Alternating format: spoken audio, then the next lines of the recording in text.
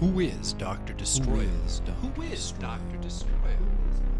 Who is Dr. Destroyo? Who is Dr. Destroyo? Who is Dr. Who is Dr. Destroyo? Who is Dr. Destroyo? Who is Dr. Destroyo? Who is Dr. Destroyo? I am Dr. Destroyo.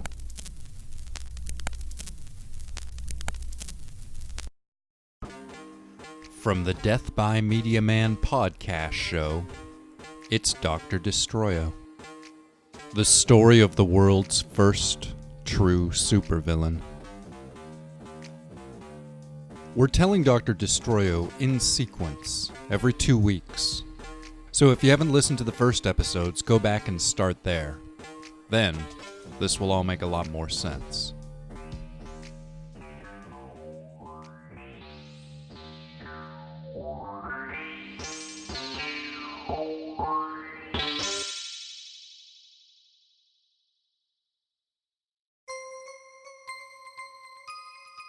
Chapter 49.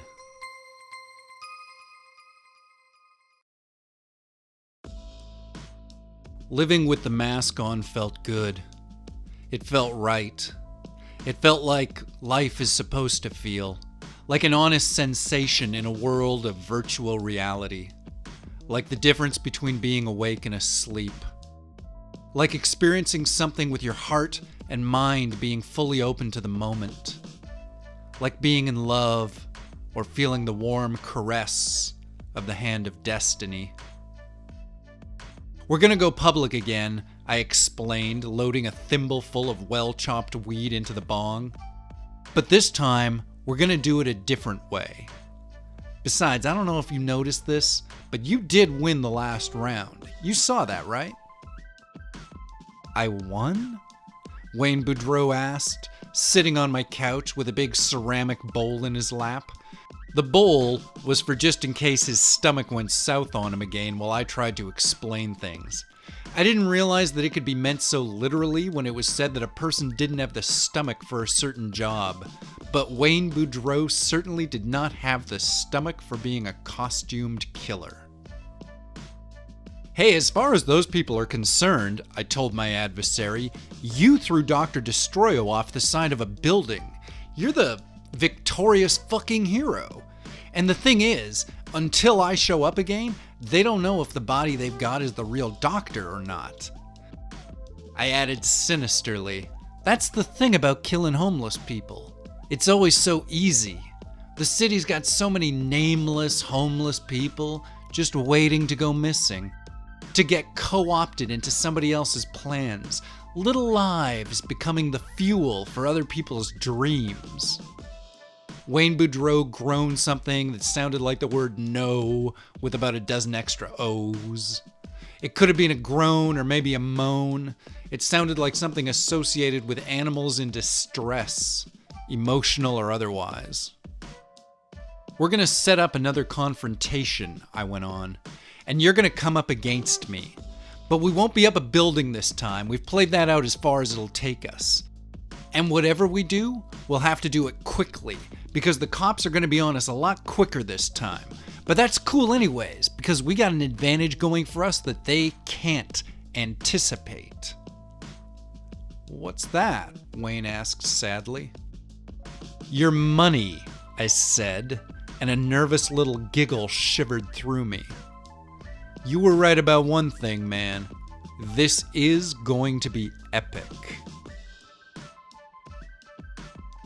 Wayne Boudreau made that low moaning sound again. Then he puked up into the bowl.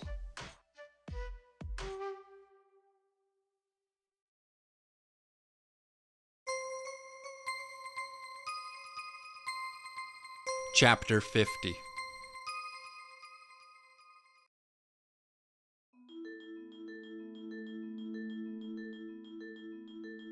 Wayne Boudreau and I took a week to sit around, looking sick and making nefarious plans, respectively. Meanwhile, the lovely people of the media weren't really sure what they were supposed to do with all the gifts I'd given them. Another dead body in another replica Dr. Destroyo mask. Another homeless man without any real past. This one had a bit of a criminal record and a history of drug abuse. He'd been 63, I learned from the clips I watched on my computer. He had a name, but I made a point of not learning it just to maintain some weird veneer of moral superiority. On one editorial news program, I watched two prominent social commentators hash out the facts in a live debate. One of those real lowest common denominator intellectual exchanges. Very serious middle-aged white guys in expensive suits with very serious haircuts, snarling and pontificating very seriously at each other. I'm just saying, there's a mystery man out there publicly killing homeless people, and nobody seems to be able to do anything to stop him.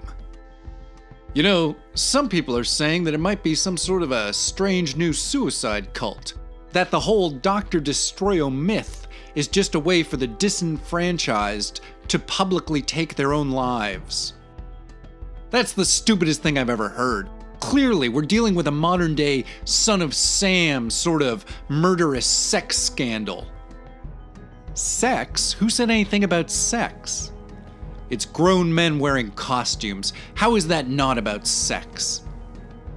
It's a social statement about poverty, about ignorance, and about the invisible people walking amongst us. Actually, I kind of like that last bit. Invisible people. An invisible, intangible army. Death squads of the unseen. There are, of course, some people, perhaps even some of our viewers, who still remain skeptical that these are real events. Could it be that we're all just being hoaxed? Well, if it is a hoax, then where are these dead bodies coming from? The police certainly are taking it seriously. The Dr. Destroyo deaths are one thing, but what about the solution? The so-called hero in all this? Was he really there to kill Dr. Destroyo? Did he know who he was attacking when he threw the other masked man off the side of the building? We might never know. What we do know is that somebody is attempting to stand against whatever this Dr. Destroyo phenomenon is, which is more than local law enforcement can say. That's true. 4 dead and no reported leads. What's the connection? Who are these people? Who is the solution? And who is Dr. Destroyo? There it was. In my head, I wound the clip back and played it again, a little bit louder. Who is Dr. Destroyo? Who is Dr. Destroyo? It was the name of the album. It was the title of the movie. Under my mask, I sneered triumphantly.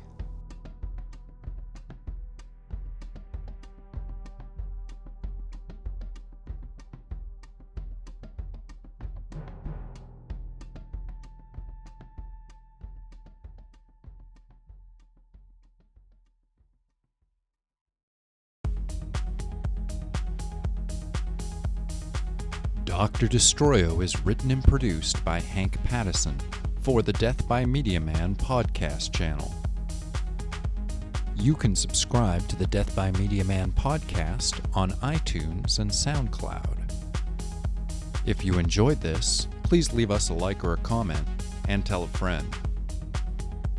And if you'd like to support the Death by Media Man channel with your money, there's a link to our Patreon in the description of this program.